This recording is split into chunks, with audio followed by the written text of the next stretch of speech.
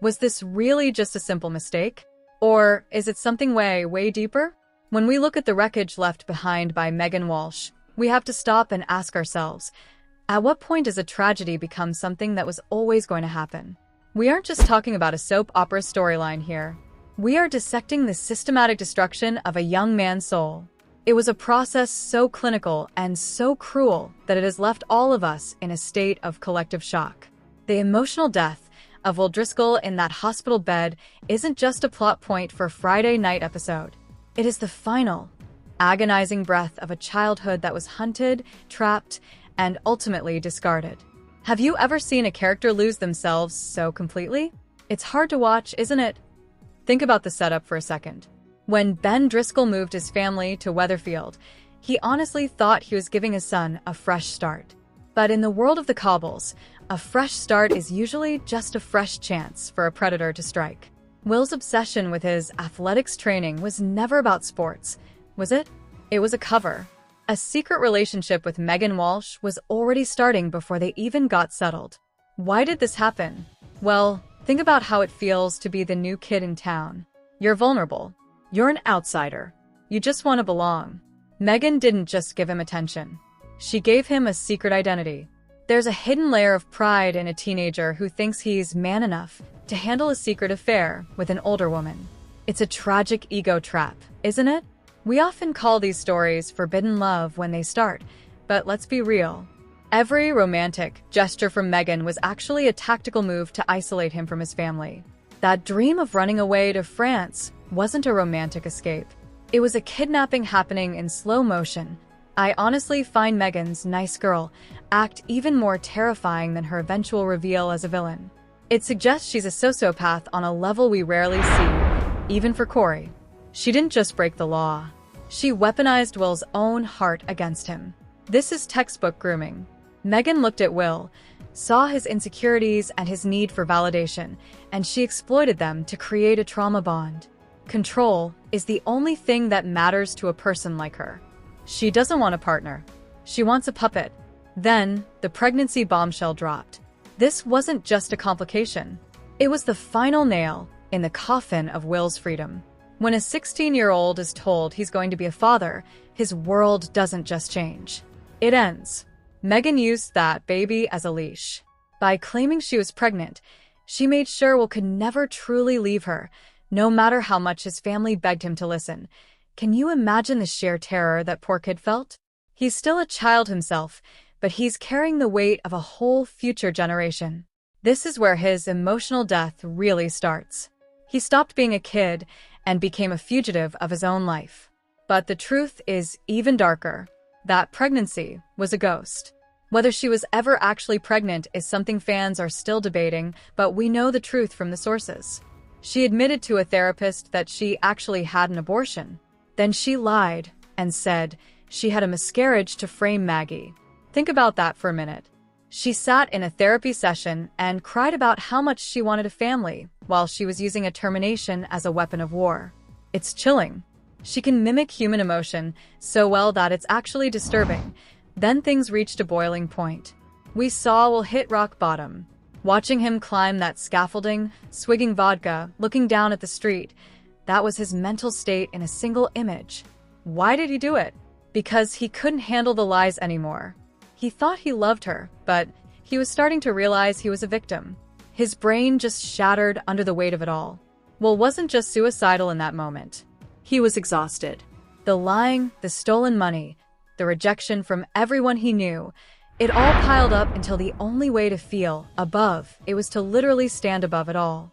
The scaffolding is a perfect metaphor for his life. It's unstable. It's built on a shaky foundation. When Maggie climbed up to save him, it was a last-ditch effort to pull him back from the abyss. I totally disagree with anyone saying Will should have known better. He's a kid. The responsibility is 100% on the adult who saw a vulnerable teen and decided to feast on him. What about Sam Blakeman? He's the collateral damage in all of this. His mental health crisis is one of the most heartbreaking parts of the whole story. He's having hallucinations of Will attacking him, and it shows how Megan's poison spreads through a whole community. Sam spiraled because he was the one who knew the truth, but was scared into silence. Megan threatened to call him a creep, and for a boy like Sam, that's a fate worse than death. Have you ever felt that kind of fear?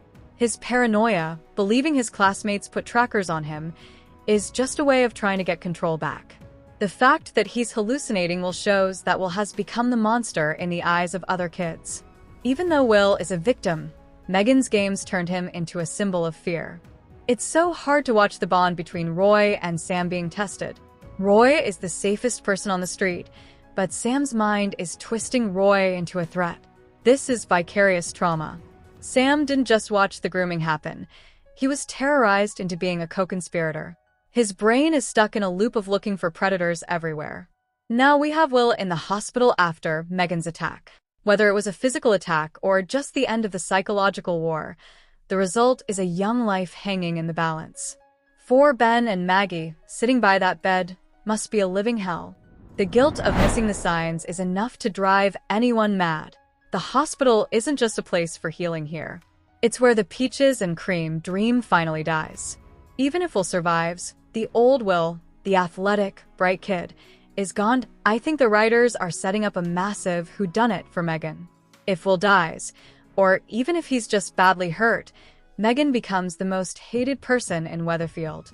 Look at the list of people who want her gone. Maggie Driscoll has every reason. She's killed before, remember? She murdered her husband Alan. If she thinks Megan is the reason her grandson's life is over, she won't hesitate. Then you've got Toya Battersby. She's already punched Megan in the face. Toya gets volatile when kids are at risk. Megan made a huge mistake bringing up Imran to her. Then there's Daniel Osborne. He's a total wreck. He lost his job, he's being trolled online, and he's drinking himself into a hole. A man who feels like he has nothing left is dangerous. And don't forget Eva Price. She's been pushing so hard to expose Megan. There's even a theory that Maggie might kill Megan and frame Eva for it. Can you imagine Eva going to prison for a crime she didn't commit just as she's trying to protect Will? Every one of these characters is reacting to trauma in a different way. Maggie is the protector. Toya is the avenger. Daniel is the victim by association. Eva is the justice seeker. If Megan dies, it's not just a murder. It's the street trying to exorcise a demon. But we know how it goes. Her death would just create more secrets. I'm predicting that Will's emotional death will tear the Driscoll family apart for good. Ben won't be able to look at Maggie without thinking about what happened, and Maggie will be drowning in her own secrets. What do you think the future holds for them? Will we see a trial for Megan? The cast has been spotted filming court scenes, so justice might be coming. But will it be enough? Even if she goes to prison, the damage to Will is done. He reported her, and he said it was the hardest thing he ever had to do because he thought he loved her. That is the core of the tragedy. He had to betray his own heart to save his life. Tim Metcalfe talking to him was a stroke of genius by the writers. Tim knows what it's like to be a victim, and he was the only one who could really reach Will. But the road back for Will is going to be so long. He's lost his ability to trust anyone. Megan didn't just take his money or his innocence. She stole his belief that people are good. And then there's the whole truth-teller mystery. Daniel is being attacked online by an anonymous account. Is it Jody Ramsey pulling the strings? She's already manipulated her way into Daniel's flat. She's got that mystery trinket box, and we know she's got a dark past with her dad. Daniel is so vulnerable right now that he doesn't know who to trust. He defended Megan, so he feels guilty for letting Will down. He thinks he's failed as a teacher and as a dad. It's a complete collapse of his identity. This story is one of the most important things Corey has done in years. It's uncomfortable and it's frustrating, but it's real. Watching a child realize they've been used is powerful television. The fallout is going to last for years. So, I have to ask you, do you think Maggie is actually capable of killing Megan? Or is she just the easy person to blame because of her past? And what about Daniel? Is he partially to blame for not seeing the signs sooner? He's a teacher after all. Should he have known? If you're as hooked on this Driscoll drama as I am, make sure you hit that like button and subscribe. We're going to be all over the Who Killed Megan mystery and Sam's recovery. There are so many twists left in this story. Drop a comment below and let me know your theories. Is Will really gone emotionally? Or is there a chance he can find himself again? I want to hear what you think about Maggie's next move. Thanks for watching, and I'll see you in the next one where we dive even deeper into the secrets of the Cobbles. Let's really dig into why this hospital scene hit so differently. When we see a character like Will, who was so full of life and potential, just lying there, it's a wake-up call. The sources tell us he was devastated by the news of the miscarriage. But think about the psychological warfare behind that news. Megan didn't just tell him he lost a baby, she told him his grandmother was the one who caused it. That is a level of manipulation that is almost hard to wrap your head around. She took the one person who was trying to save him and turned her into a villain in his eyes. How do you recover from that? How do you ever trust your family again when you've been told they killed your child? Even though we know the baby was a lie, to Will, it was his entire future. The weight of that lie is what drove him to the scaffolding. It wasn't just a teenager being dramatic. It was a boy who felt like a murderer because he'd brought this evil person into his family's life. When he was up there swigging that vodka, he wasn't just looking for an exit. He was looking for a way to stop the noise in his head. And then we have Tim Metcalf. Tim's role here is so underrated. He shared his own history of being a victim to help Will understand that he wasn't alone. That is such a powerful moment of human connection in the middle of all this darkness. It shows that the only way to fight someone like Megan is with the truth, no matter how painful that truth is. But even after that breakthrough, the danger isn't over. Megan is back on the street, lurking in the shadows, watching him. She even left her phone number in his pocket. It's like she's a hunter who won't let her prey go. This is why the emotional death is such a perfect description.